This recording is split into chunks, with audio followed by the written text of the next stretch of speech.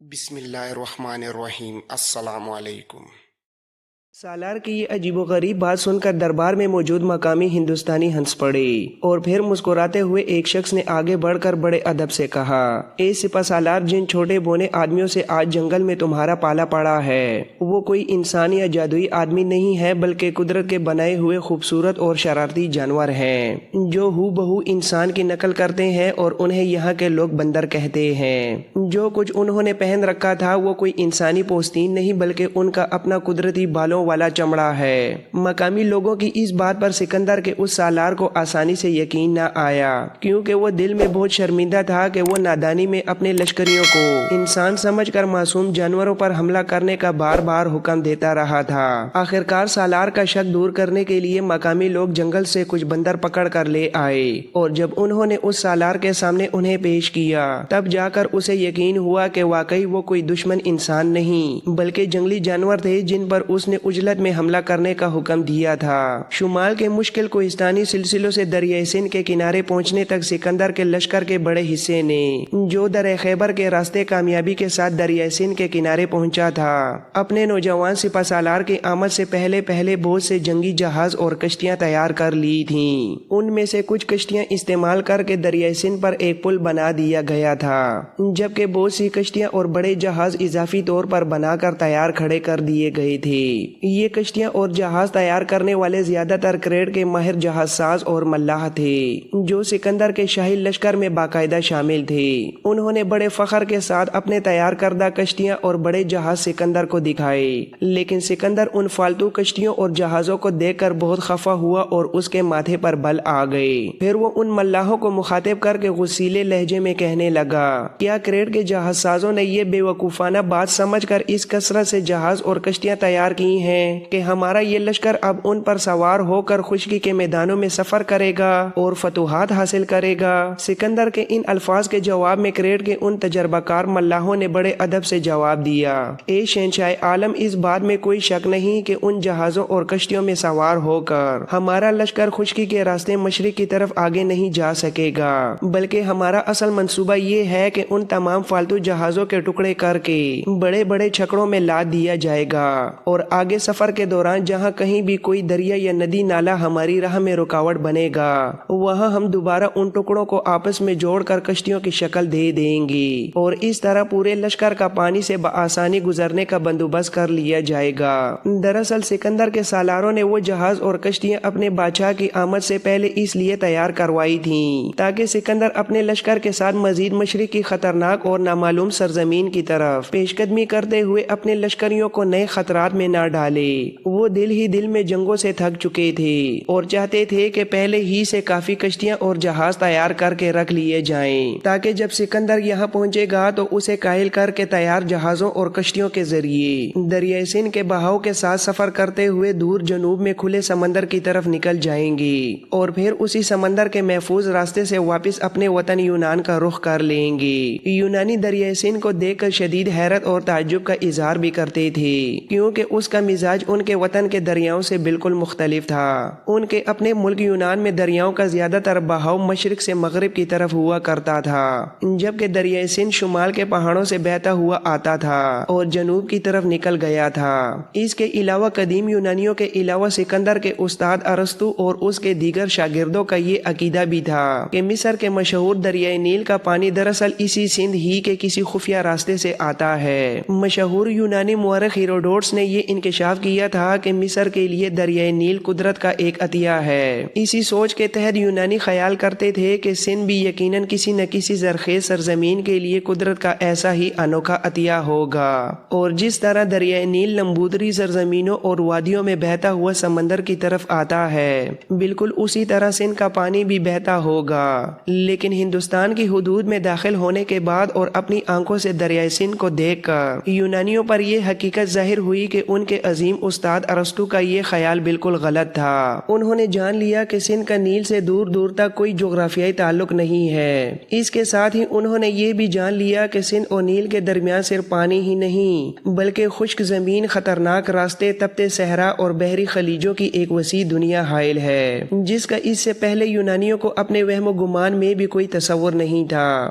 دریائے سندھ کے کنارے پڑاؤ کر کے سکندر وہاں کے لوگوں سے ان انجان سرزمینوں سے متعلق اہم خفیہ اور عسکری معلومات حاصل کرتا رہا۔ وہاں کے لوگوں نے سکندر کو نقشے کے مطابق بتایا کہ جب دریائے سندھ کو کامیابی سے عبور کیا جائے تو آگے جاتے ہی ایک ہندوستانی راجا کی سلطنت شروع ہو جاتی ہے۔ اس راجا کا نام امبی ہے اور اس کا دارالحکومت ٹیکسلا ہے۔ مقامی لوگوں نے سکندر کی حیرت کو مزید بڑھاتے ہوئے اس پر یہ انکشاف بھی کیا کہ دریائے سندھ کو عبور کر کے جب وہ مشرق کی طرف آگے بڑھیں گے تو راستے میں اس جیسے لگ بھگ 5 بڑے اور گہرے دریا آئیں گے۔ اس معلومات سے سکندر اور اس کے ساتھیوں نے یہ اندازہ لگا لیا کہ ہندوستان زمین کا کوئی چھوٹا یا تنگ خطہ نہیں ہے بلکہ یہ مشرق کی طرف دور تک پھیلی ہوئی ایک وسیع سرزمین ہے۔ تاہم وہاں کے لوگ بھی اپنے علم کی کمی کی وجہ سے سکندر کو یہ نہ بتا سکے کہ ان 5 دریاؤں کے آگے کون سی دنیا آباد ہے اور وہاں کیا ہے۔ بہرحال سکندر نے یہ تہیہ کر لیا تھا کہ وہ ہر حال میں دریائے سندھ کو عبور کر کے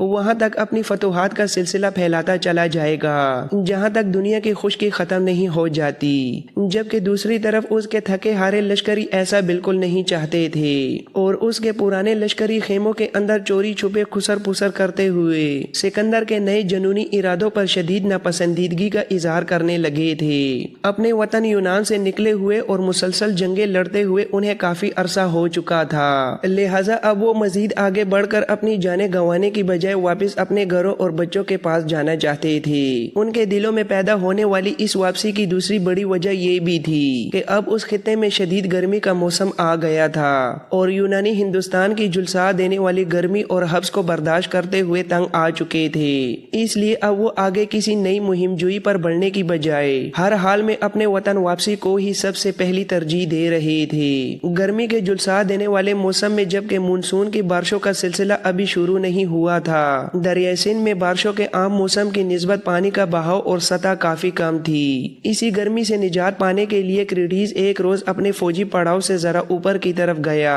جہاں دریا کے کنارے پر اونچے سرکنڈوں کا ایک طویل سلسلہ شروع ہو جاتا تھا۔ وہ وہاں دریائے سندھ کے ٹھنڈے پانی میں مزے سے نہا رہا تھا اور اپنے ساتھ لائے ہوئے نئے کپڑے ہوا سے اڑنے سے بچانے کے لیے ان کے اوپر ایک وزنی پتھر رکھ دیا تھا، جبکہ جو پرانے کپڑے اس نے پہلے سے پہن رکھے تھے ان سمیت ہی وہ دریا کے گہرے پانی میں اتر کر نہانے میں مصروف تھا۔ دریا میں نہاتے کریٹیز اچانک چونک پڑا اور اس کا دل تیزی سے دھڑکنے لگا، اس لیے کہ خوبصورت اناہیتا تیز تیز قدم اٹھاتی ہوئی اسی طرف آ رہی تھی جہاں وہ تنہائی میں نہا رہا تھا۔ اس سے پہلے کہ کریٹیز شرم یا جلدی کی وجہ سے نہانے کے بعد پانی سے باہر نکلتا، حسن و جمال کی پیکر اناہیتا دریا کے اس کنارے پر پہنچ گئی تھی۔ اس نے اپنے نازک کندھے پر ایک خاصا بڑا اور نرم سفید تولیہ رکھا ہوا تھا اور وہ بغیر کسی جھجک کے اسی جگہ آ کر خاموشی سے بیٹھ گئی جہاں کریٹیز کے صاف کپڑے رکھے ہوئے تھے۔ اسے وہاں اچانک بیٹھے دیکھ کر کریٹیز پانی سے باہر نکلنے لگا اور جب وہ دریا کے کنارے ہری شاداب گھاس پر آ کر کھڑا ہوا تب اناہیتا دھیمے سے اپنی جگہ سے اٹھ کھڑی ہوئی۔ اس نے بنا کچھ کہے چپ چاپ اپنے کندھے پر رکھا ہوا نرم تولیہ کریٹیز کی طرف بڑھا دیا تھا۔ کریٹیز نے اس کے ہاتھ سے تولیہ لے کر اپنے سر، منہ، بازو اور ہاتھوں کو اچھی طرح صاف کیا اور پھر پتھر کے نیچے دبے اپنے کپڑوں سے ایک بڑی چادر نکالی۔ اس چادر کو اپنے گر لپیٹ کر اس نے اپنا گیلا لباس تبدیل کیا اور جب وہ کنارے پر رکھا ہوا اپنا صاف اور نیا یونانی لباس پہننے لگا تب اناہیتا یکدم حرکت میں آئی۔ کریٹیز کا وہ بھیگا ہوا پرانا لباس جو اس نے ابھی ابھی اتارا تھا، اناہیتا نے جھک کر اسے اٹھایا اور جب وہ اسے صاف کرنے کے لیے بہتے پانی کی طرف جانے لگی تب اس کی اس ادا پر کریٹیز حیرت اور محبت کے ملے جلے جذبات کے ساتھ بول اٹھا، اناہیتا یہ تم کیا کرنے لگی ہو اور میرا اترا ہوا لباس کیوں اٹھا رہی ہو؟ کریٹیز کی یہ بات سن کر اناہیتا مڑی، اس کے گلابی ہونٹوں پر دلکش مسکراہٹ ابھری اور وہ شرماتے ہوئے دھیمی آواز میں کہنے لگی، یہ جو گیلے اور میلے کپڑے آپ نے ابھی اتارے ہیں انہیں میں دریا کے صاف پانی میں دھو دیتی ہوں کیونکہ انہیں چمکانے کے لیے میرے پاس خوشبودار صابن بھی موجود ہے۔ کریٹیز نے محبت میں آ کر اسے روکنا چاہا لیکن اس نے اس کی ایک نہ سنی اور اپنی ضد پر पर कायम रही। वो दरिया के किनारे जाकर बैठ गई और अपने नाजुक हाथों से क्रिटीज के मैले कपड़े निहायत सलीके से धो डाले और इतनी देर में जब तक वो कपड़े धोती रही, क्रिटीज ने अपना दूसरा नया लिबास पहन लिया था और जिस्म पर लिपटी चादर को अच्छी तरह तय करके चट्टान पर एक तरफ रख दिया था। अनायता का दिया हुआ तौलिया भी उसने सूखने के लिए सरकंडों के छोटे पौधों के ऊपर फैला दिया था और फिर वो चुपचाप दरिया के किनारे उगी घास पर खड़ा रहा, जबकि उसके सामने पत्थर पर बैठी अनायता पूरी तवज्जो से उसका लिबास धोती रही। लिबास को अच्छी तरह धोने के बाद उसने उसे निचोड़कर उसका सारा इजाफी पानी निकाला। फिर दरिया के किनारे झाड़ी से पौधे की मजबूत टहनी तोड़ी और उस टहनी का छोटा सा नोकीला टुकड़ा साबुन के बीच वाले हिस्से में गाड़ कर साबुन को ऊपर उठाया ताकि मिट्टी ना लगे। फिर वो धीमे कदमों से किनारे पर वापस आई। क्रिटीज ने उसकी मेहनत को देखकर खुलूस से आगे बढ़कर उससे अपना धुला हुआ लिबास लेना चाहा तो अनायता शरारत से मुस्कुराते हुए एक तरफ हट गई। पहले तो उसने लकड़ी के टुकड़े पर फंसा हुआ साबुन एहतियात से घास पर सीधा करके रखा और फिर अपनी खूबसूरत झील जैसी आंखों से क्रिटीज को मुखातिब करते हुए कहने लगी, ये काम आपके करने का नहीं है बल्कि ये काम मेरा है, इसलिए आप पीछे ही रहें। फिर अनायता एक तरफ हटी और क्रिटीज का धुला हुआ साफ लिबास हवा में अच्छी तरह फटक कर सूखने के लिए वहीं सरकंडों पर डाल दिया था, जहां क्रिटीज ने थोड़ी देर पहले उसका इस्तेमाल शुदा गीला तौलिया डाला था। जब वो काम खत्म करके मुड़ी तो क्रिटीज ने बड़ी मुहब्बत से उसके चेहरे की तरफ देखते हुए पूछा, सच बताओ तुम्हें किसने बताया कि मैं इस वक्त यहाँ दरिया के किनारे नहाने के लिए आया हूँ? इस सवाल के जवाब में अनायता खिलखिलाकर मुस्कुराई और कहने लगी, क्या यहाँ आते हुए आप खेमे में किसी को बताकर आए थे कि आप इस तरफ आ रहे हैं? क्रिटीज ने गर्दन हिलाई और कहने लगा, हाँ, मैं ब्रिसीन को बताकर आया था कि मैं दरिया किनारे नहाने जा रहा हूँ। वो किसी काम से मेरे खेमे में आई थी और जब मैं अपने कपड़े उठाकर इधर आया तो वो मेरे खेमे ही में बैठी हुई थी। क्रिटीज जब अपनी बात मुकम्मल करके खामोश हुआ तब अनायता उसकी तरफ एक कदम बढ़ाकर धीमी आवाज में कहने लगी, आपके इधर आने के बाद मैं भी जब किसी काम से आपके खेमे में गई तो ब्रिसीन वाकई वहाँ अकेली बैठी हुई थी और मेरे ख्याल में इधर आने से पहले आप ब्रिसीन के पास बैठकर किसी अहम और संजीदा मौजू पर उससे कोई खुफिया गुफ्तगू भी करते रहे थे। क्रिटीज, मुझे सच सच बताओ, क्या मेरा ये अंदाजा बिल्कुल सच है? क्रिटीज ने गहरी मोहब्बत और प्यारे अंदाज में उसके मासूम चेहरे की तरफ देखा, फिर धीमे और संजीदा लहजे में इकरार करते हुए कहने लगा, हाँ अनायता, तुम्हारा अंदाजा बिल्कुल सही है कि मैं ब्रिसीन से गुफ्तगू कर रहा था। इस मौके पर क्रिटीज ने शर्म और झिझक की वजह से इस रोमानवी बात का रुख बदलना चाहा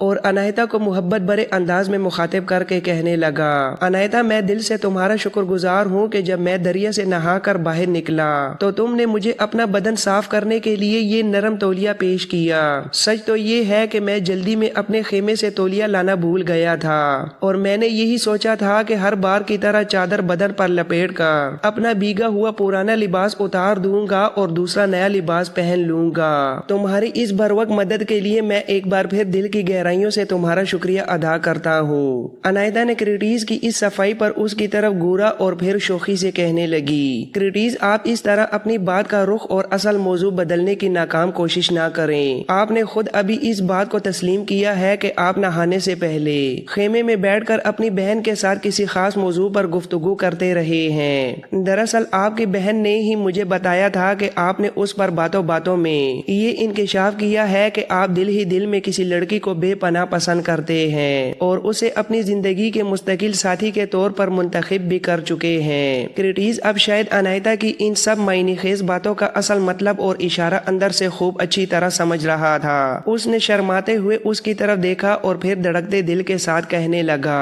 अनायता, सच बताओ, क्या किसी को दिल ही दिल में पसंद करना और ऐसा सोचना कोई गुनाह या कोई बड़ा अस्करी जुर्म है? क्रिटीज के इस सवाल पर अनायता के चेहरे पर हया की सुर्खी दौड़ गई और वो कहने लगी, नहीं क्रिटीज, ऐसा करना दुनिया का ना कोई जुर्म है और ना ही कोई गुनाह, बल्कि मैं तो ये ख्याल करती हूँ कि मोहब्बत के इस पाकीज़ा रिश्ते को निभाना और ऐसा फैसला करना एक इंतहाई आला पाए का कार्य सवाब है। इस खूबसूरत और सच्चे सिलसिले में तो मैं आपकी सोच से मुकम्मल तौर पर इत्तेफाक करती हूँ। ये सारे रोमानवी और दिलकश अल्फाज अनायता ने एक तरह से परिंदों की तरह चहकने और खुशी के वालेहाना अंदाज में कहे थे, जिससे उसके दिल का हाल साफ आया हो रहा था। फिर थोड़ी देर के लिए अनायता जैसे कुछ सोचते हुए रुकी और दोबारा क्रिटीज को अपनी झील जैसी आंखों آنکھوں سے مخاطب کر کے دھیرے سے کہنے لگی، کیا اس موقع پر میں آپ سے ایک چھوٹا سا ذاتی سوال کر سکتی ہوں، مگر بشرطیہ کہ آپ میری اس گستاخی کا بالکل برا نہ مانیں۔ اناہیتا کا یہ معصومانہ انداز دیکھ کر کرٹیس کے چہرے پر مسکراہٹ بکھر گئی اور وہ نرمی سے کہنے لگا، میں تمہاری کسی بات کا کبھی برا نہیں مانوں گا، تم جو چاہو اور جس طرح چاہو مجھ سے بلا جھجک پوچھ سکتی ہو۔